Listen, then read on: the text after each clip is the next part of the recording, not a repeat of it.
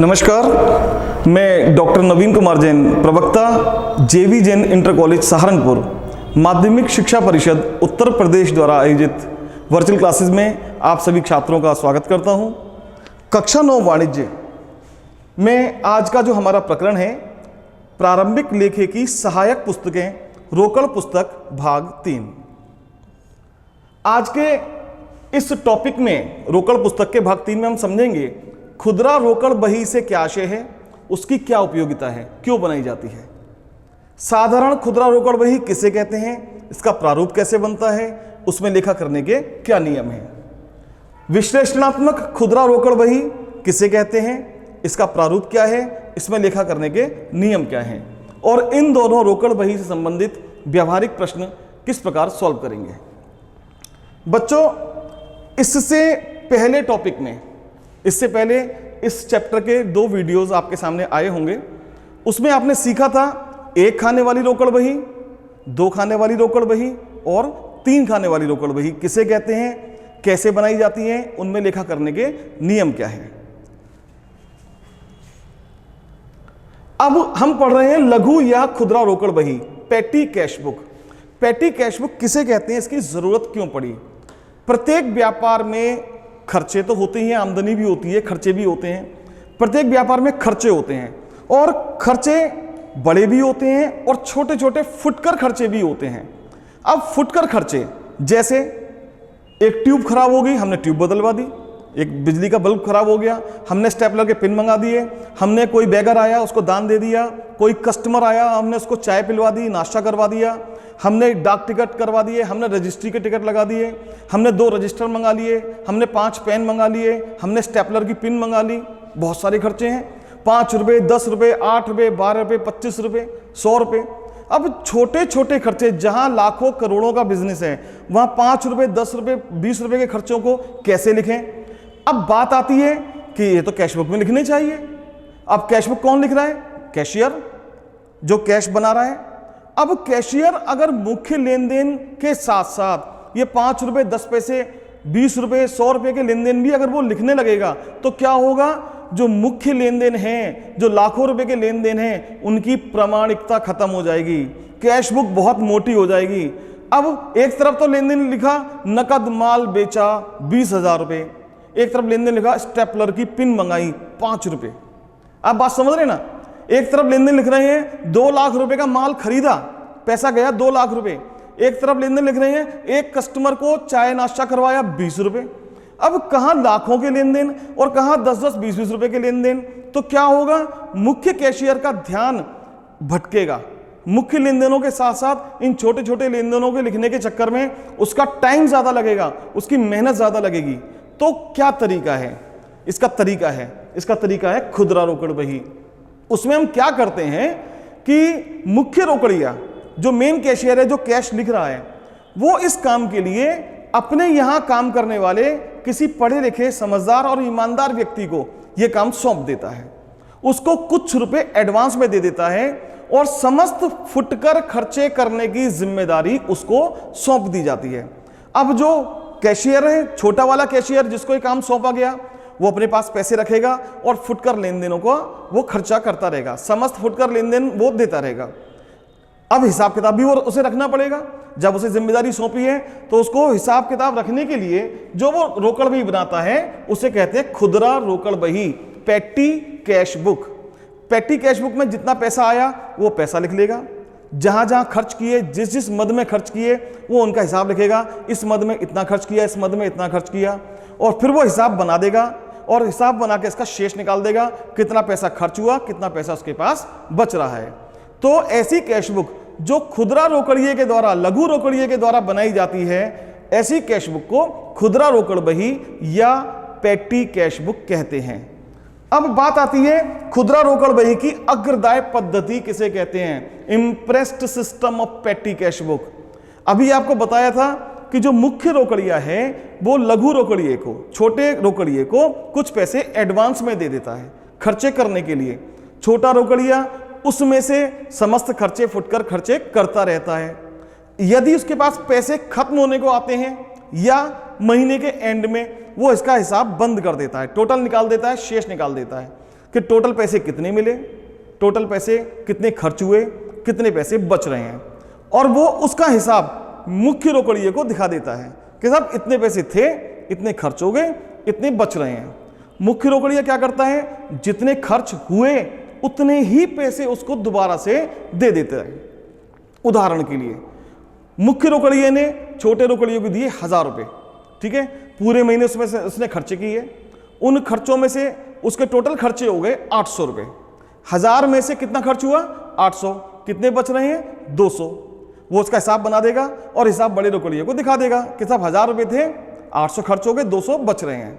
बड़ा रोकड़िया इसका सारा हिसाब किताब अपने यहां नोट कर लेगा और उसको 800 रुपये दोबारा से दे देगा। अब उस पे पहले कितने थे, 200 बच रहे थे, 800 और हो गए, अब कितने हो गए, टोटल 1000 रुपये हो गए।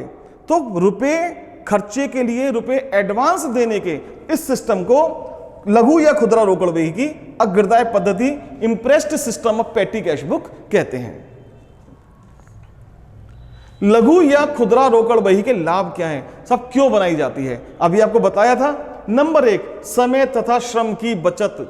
लघु रोकड़ बही बनाने से जो मुख्य रोकड़िया है, मुख्य लेखाकार है, उसका समय बच रहा है, उसकी मेहनत बच रही है और उसका ध्यान मुख्य आइटम पर है, जो लेन देन, मेन लेन देन चल रहे हैं। छोटे छोटे लेन देनों को लिखने के लिए अलग से व्यक्ति रख दिया, वो समस्त लेन देन वो लिख रहा है, तो उसका समय भी बच रहा है और उसकी मेहनत भी बच रही है।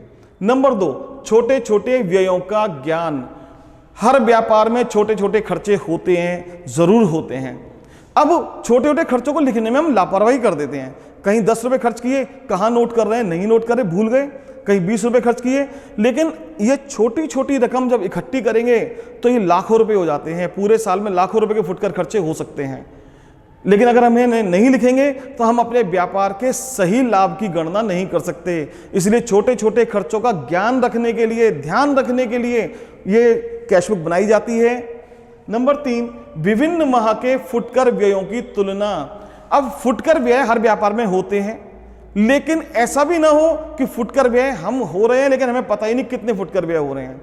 पिछले महीने के फुटकर व्यय कितने हुए, इस महीने के फुटकर व्यय कितने हुए, तुलना कर सकते हैं कि फुटकर व्यय समान हुए या बढ़ गए।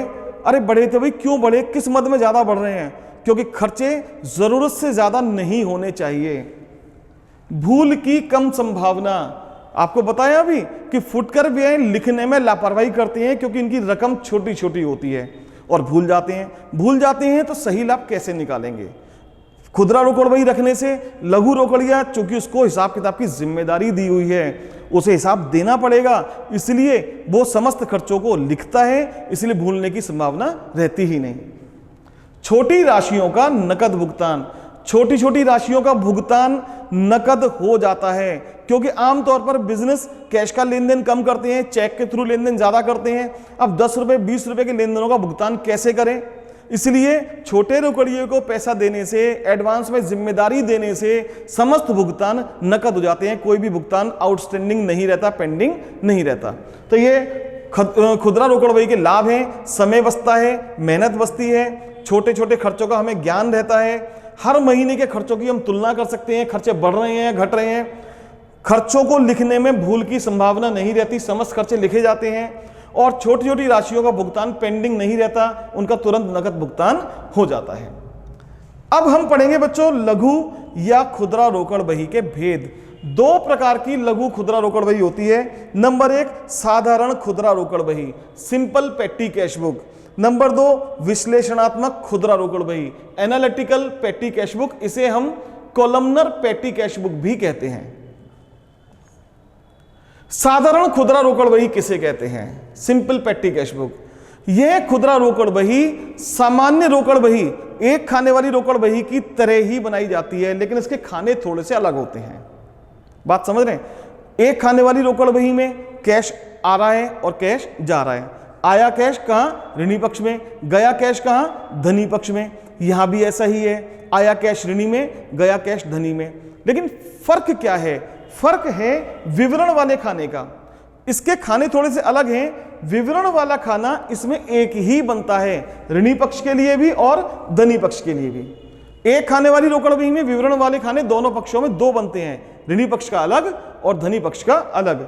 बात समझ रहे हैं। जो प्रधान रोकड़िए से प्राप्त राशि, जो मुख्य रोकड़िया है, उसने इसको छोटे रोकड़िए को जो पैसा एडवांस में दिया वो प्राप्ति धनराशि में लिखा जाएगा।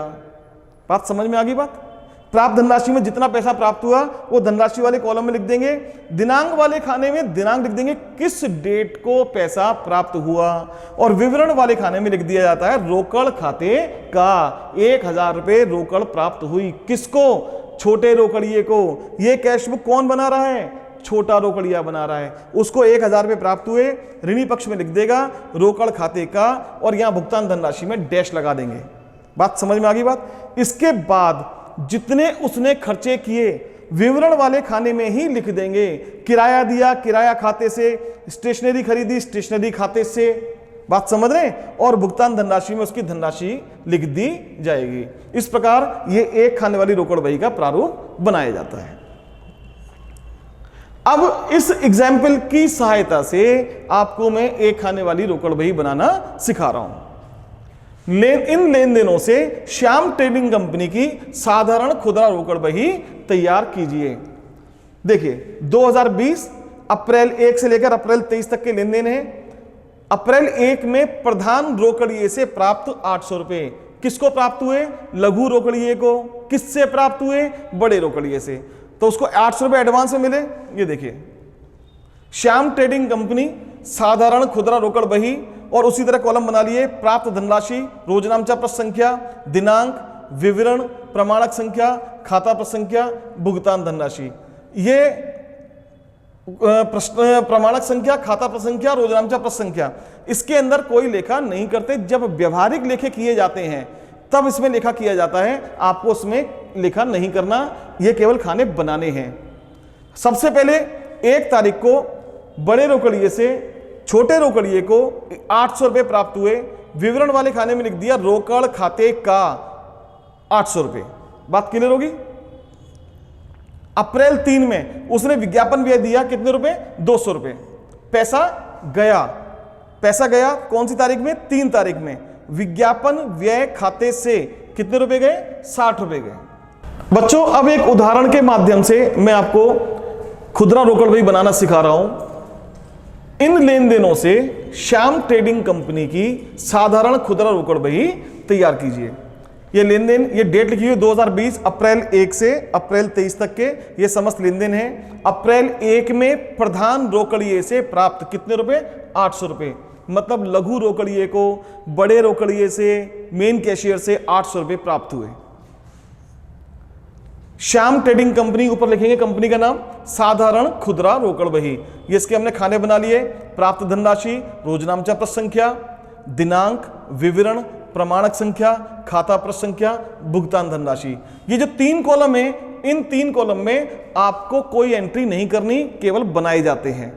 ये भुगतान धनराशि 800 रुपए, प्राप्त धनराशि में 800 रुपए आए। रोकड़ खाते का 1 तारीख में बड़े रोकड़िए से हमारे पास कितने रुपए आए? 800 रुपए आए। किसके पास आए? छोटे रोकड़िए के पास। बात समझ रहे हैं? और यहां पर हम कोई एंट्री नहीं करेंगे। अब देखिए अप्रैल 3 में ये तो 800 प्राप्त हो गए। अब इसने ये समस्त खर्चे किए हैं इस महीने में। अप्रैल 3 में विज्ञापन व्यय दिया 200 रुपए। पैसा गया धनी पक्ष में, डेट डालेंगे अप्रैल 3, विज्ञापन व्यय खाते से, और धनराशि कितने रुपए? 200 रुपए। अप्रैल 6 मजदूरी दी कितने रुपए? 60 रुपए। अप्रैल 6 मजदूरी खाते से कितने रुपए गए? 60 रुपए। अप्रैल 9 डाक व्यय दिया कितने रुपए? 25 रुपए। पैसा जा रहा है ना, धनी पक्ष में जाएगा। अप्रैल 9 डाक व्यय खाते से कितने रुपए? 25 रुपए। अप्रैल 9 के बाद अप्रैल 15 में जलपान व्यय दिया 180 रुपए। अप्रैल 15 जलपान व्यय खाते से कितने रुपए? 180 रुपए। अप्रैल 18 स्टेशनरी खरीदी कितने रुपए? 30 रुपए। ये पैसा जा रहा है ये भी। अप्रैल 18 स्टेशनरी खाते से कितने रुपए? 30 रुपए। कई बार क्या होता है कि ये लेन देन, जैसे हम पेमेंट लिखते जा रहे हैं, बीच में बड़ा रोकड़िया कुछ पैसे और भी दे सकता है। जैसे लग रहा है कि खर्चे कम पड़ जाएंगे, पैसे कम पड़ जाएंगे, अगर बीच में पैसा आया तो वही डेट डाल दें रोकड़ खाते का और पैसे बीच में लिख सकते हैं। अब अप्रैल 21 मजदूरी दी कितने रुपए? 50 रुपए। अप्रैल 21 में मजदूरी खाते से 50 रुपए। अप्रैल 23 फुटकर व्यय दिया कितने रुपए? 50 रुपए। अप्रैल 23 फुटकर व्यय खाते से 50 रुपए। बात समझ रहे हैं? इस प्रश्न में इतने ही लेन देन लिखे हुए हैं, हमने इतने लेन देन यहां पर लिख दिए। अब छोड़ दिया इसके बाद। अब आप क्या समझे? इसका मतलब इस महीने में इतने ही लेन देन हुए हैं। टोटल कितने पैसे प्राप्त हुए थे? 800 रुपए। बात क्लियर होगी? खर्चा ये हुआ 200, 60, 25, 180, 30, 50 और 50। इन सबका टोटल हमने कर लिया। इन सबका टोटल आया 595 रुपए, 595 रुपीज। 800 रुपए प्राप्त हुए थे, 595 रुपए खर्च हो गए। 800 में से 595 रुपए घटा दिए, बचे कितने? 205 रुपए। ये कहलाता शेष। यहां पर शेष लिख दिया और टोटल हमने क्या कर दिया? बराबर कर दिया दोनों तरफ का। और ये शेष कौन सी डेट को लिखना है? महीने की आखिरी तारीख को। अप्रैल 30 आखिरी तारीख। शेष नीचे ले गए कितने रुपए? 205 और टोटल कर दिया दोनों साइड में 800 रुपए। आपको बार बार बता रहा हूं, पहले भी बताया था, टोटल हमेशा आमने सामने आने चाहिए, ऊपर नीचे नहीं होने चाहिए। टोटल की नीचे वाली लाइन डबल लाइन से बंद करनी चाहिए। ठीक है? अब 205 रुपए लघु रोकड़िए के पास बच रहे हैं। अब ये महीना खत्म हो गया अप्रैल का। अप्रैल के बाद अगला महीना कौन सा आ गया? मई। 1 मई को ये वाला शेष नीचे लाएंगे। शेष नीचे लाए, 205 रुपए शेष नीचे आ गया। बात क्लियर होगी?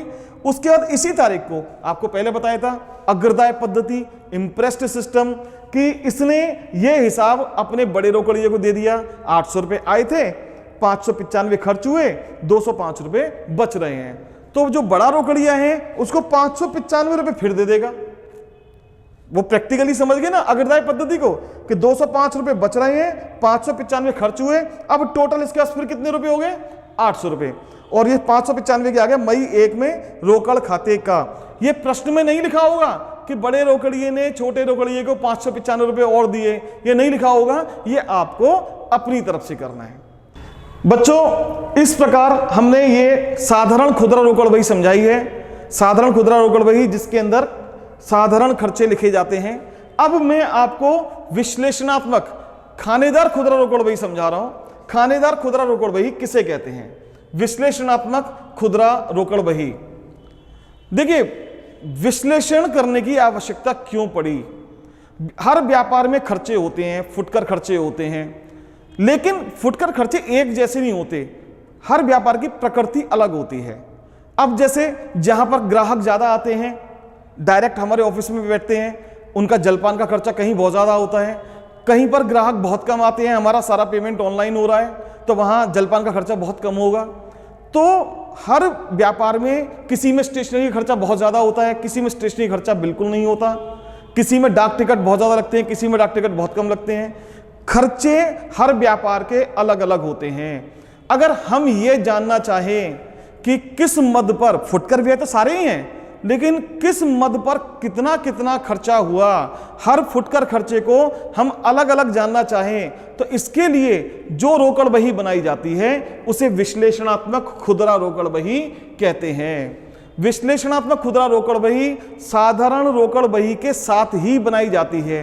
जिस प्रकार साधारण रोकड़ बही बनाते हैं, इसके साथ साथ 5 खाने या 6 खाने और जोड़ दिए जाते हैं और उन खानों में अलग अलग खुदरा रोकड़ खर्चों के नाम लिख दिए जाते हैं। बात समझ रहे हैं? आपने जो भी खर्चा किया मुख्य धनराशि वाले खाने में तो उसकी राशि लिखी जाएगी, साथ में अलग जो खाने बनाए हैं उनमें भी वो राशि लिखी जाएगी जिस खर्चे से संबंधित वो धनराशि है। इस प्रकार हमें अलग अलग खुदरा व्ययों पर टोटल कितना खर्चा हुआ ये जानना है, तो जो रोकड़ बही बनाएंगे उसे विश्लेषणात्मक खुदरा रोकड़ बही कहते हैं। ये इसका नमूना देखिए, ये इसका नमूना है। यहां तक तो देखिए साधारण रोकड़ बही आपने बनाई थी। प्राप्त धनराशि, रोजनामचा प्रश्न संख्या, दिनांक, विवरण, प्रमाणक संख्या, खाता संख्या और कुल भुगतान, ये आपने अभी साधारण खुदरा रोकड़ बही में बनाया है। साथ में हमने 1 2 3 4 5 6 खाने और जोड़ लिए। ये 6 की 6 फिक्स नहीं है, 7 भी हो सकते हैं और 5 भी हो सकते हैं। जैसे जैसे हमारे यहाँ फुटकर व्यय होते हैं उसकी नेचर के हिसाब से वो खाने जोड़ दिए जाते हैं। तो इस प्रकार यह पूरा प्रारूप बन गया विश्लेषणात्मक खुदरा रोकड़ बही का। अब आप इस वाले एग्जाम्पल की सहायता से, जो आपको मैंने ये एग्जाम्पल बताया था, ये वाला एग्जाम्पल, इसी एग्जाम्पल को हम विश्लेषणात्मक खुदरा रोकड़ बही में कैसे लिखेंगे अब आप समझ लीजिए। वही चीज, सबसे पहले 2020 अप्रैल 1 रोकड़ खाते का बड़े रोकड़िए से 800 रुपए हमें प्राप्त हुए, हमने एज इट इज लिख दिए। अप्रैल 3 में विज्ञापन व्यय दिया, पैसा गया, विज्ञापन व्यय खाते से कुल भुगतान कितना, 200 रुपए, यहां तक तो लिख ही दिया था पहले भी। अब हमने अलग अलग कॉलम बनाए हैं, पहला कॉलम विज्ञापन का, दूसरा कॉलम मजदूरी और भाड़े का, तीसरा कॉलम डाक व्यय का, चौथा कॉलम जलपान का, पांचवा कॉलम छपाई व स्टेशनरी का और छठा कॉलम विविध व्यय का। अब जो खर्चा जिस कॉलम से संबंधित है यहां के साथ साथ उस कॉलम में भी लिखा जाएगा। जैसे विज्ञापन व्यय दिया, विज्ञापन का कॉलम ये रहा, यहां 200 रुपए हमने लिख दिए और बाकी सभी खानों में हमने डैश लगा दिया। अप्रैल 6 में मजदूरी दी, मजदूरी खाते से कितने रुपए, 60 रुपए, कुल भुगतान 60 रुपए और मजदूरी वाला खाना ये रहा, 60 रुपए हमने यहां लिख दिए, बाकी सभी खानों में डैश कर दिया। अप्रैल 9 डाक व्यय खाते से हमने डाक व्यय दिया कितने रुपए, 25 रुपए, कुल भुगतान 25 रुपए और डाक व्यय का खाना ये रहा, इसके साथ इसी के सामने डाक व्यय वाले खाने में भी 25 रुपए लिख दिए। अप्रैल 15 जलपान पर खर्च किया 180 रुपए, बात समझ रहे हैं, तो जलपान वाला कॉलम ये रहा, 180 रुपए जलपान वाले खाने में लिखकर बाकी सभी कॉलम डैश कर दिए। अप्रैल 18 में स्टेशनरी खरीदी कितने रुपए की, 30 रुपए की, तो कुल भुगतान 30 रुपए। अब स्टेशनरी वाला खाना कौन सा है, छपाई व स्टेशनरी, वो यहां पर लिख दिया, बाकी सभी खाने में डैश कर दिया। अप्रैल 21 मजदूरी दी, मजदूरी खाते से कितने रुपए, 50 रुपए, कुल भुगतान 50 रुपए और मजदूरी वाले खाने में हमने 50 रुपए फिर लिख दिए, बाकी सभी खानों में डैश कर दिया। अप्रैल 23 फुटकर खर्च किया 50 रुपए, अब फुटकर खर्च के लिए कॉलम नहीं है तो हमने विविध व्यय में डाल दिए कितने रुपए, 50 रुपए, बाकी सब खाने डैश कर दिए। तो सेम एक जो साधारण खुदरा रोकड़ बही हमने बनाई थी उसके साथ साथ हमने अलग अलग खर्चों के अलग अलग खाने बनाए और उसके साथ साथ वो धनराशि उन संबंधित कॉलम में भी लिख दी। अब इसका टोटल और शेष कैसे करते हैं, इसमें ध्यान रखना, जब सारे खर्चे पूरे हो जाएं तो शेष नहीं निकलेगा, पहले इनका टोटल होगा। एक लाइन यहां से लेकर यहां तक हम खींच लेंगे, कुल भुगतान से लेकर सारे कॉलम तक एक लाइन खींच लेंगे। कुल भुगतान का टोटल करा 595 रुपए, टोटल खर्च कितना हुआ, 595। हमने अलग अलग कॉलम का अलग अलग खर्च लिख दिया, विज्ञापन का खर्च 200, मजदूरी भाड़े 60 और 50 110, डाक व्यय का टोटल हो गया 25 रुपए, जलपान का टोटल हो गया 180 रुपए, छपाई व स्टेशनरी का टोटल हो गया 30 रुपए और विविध व्यय का टोटल हो गया 50 रुपए। अब आप देख रहे हो, ये तो हमने चलो एक एक खर्चा है, जहां पर बहुत सारे खर्चे होते हैं तो हम टोटल करके दे सकते हैं कि हमारा विज्ञापन पर कितना खर्च हुआ इस महीने में, 200 रुपए, मजदूरी भाड़ा कितना लगा, 110 रुपए, डाक व्यय पर कितना खर्च हुआ टोटल 25 रुपए, जलपान पर कितना खर्च हुआ 180 रुपए, छपाई व स्टेशनरी पर कितना खर्च हुआ 30 रुपए और फुटकर खर्च विविध व्यय कितने हुए 50 रुपए। इन सब का टोटल कितना हो गया 595, ये तो हो गया टोटल। अब बात आती है शेष निकलने की, टोटल कितने रुपए आए थे 800 में से खर्च कितना हो गया 595, शेष कितना बचा 800 माइनस 595 कितना बचा 205 रुपए, 205 के सामने लिख दिया। अप्रैल 30 माह की आखिरी तारीख में शेष नीचे ले गए कितने रुपए 205 रुपए। अब टोटल 595 प्लस 205 कितना हो गया 800 और यहां भी टोटल 800, टोटल वही बात बार बार 8, टोटल की लाइनें आमने सामने होनी चाहिए, दोनों तरफ का टोटल बराबर हो गया, टोटल की नीचे वाली लाइन को डबल लाइन से बंद कर दिया, ये टोटल हो गया, शेष निकल गया। उसके बाद इस शेष को 205 को नीचे ले आए, मई 1 शेष नीचे लाए 205 रुपए और वही 595 रुपए खर्च हुए थे, 595 रुपए मुख्य रोकड़िए ने छोटे रोकड़िए को दे दिए, रोकड़ खाते का मई 1 में 595 रुपए। तो इस प्रकार हम विश्लेषणात्मक एनालिटिकल पेटी कैश बुक बनाते हैं। आपको दोनों प्रकार की रोकड़ बही समझ में आई, लघु रोकड़ बही, साधारण लघु रोकड़ बही और विश्लेषणात्मक लघु रोकड़ बही। अब मैं इस चैप्टर से संबंधित कुछ क्वेश्चन समझा रहा हूं, ये कुछ अभ्यास हेतु प्रश्न है। प्रश्न नंबर 1, खुदरा रोकड़ बही से क्या अभिप्राय है? ऐसी रोकड़ बही जिसमें संस्था के फुटकर खर्चों को, छोटे छोटे खर्चों को अलग से लिखा जाता है। ऐसी रोकड़ बही को खुदरा रोकड़ बही कहते हैं। खुदरा रोकड़ बही दो प्रकार की होती है, साधारण खुदरा रोकड़ बही और विश्लेषणात्मक खुदरा रोकड़ बही। दूसरा, खुदरा रोकड़ बही बनाने के क्या लाभ हैं, ये आपको मैंने लाभ समझाए थे ना।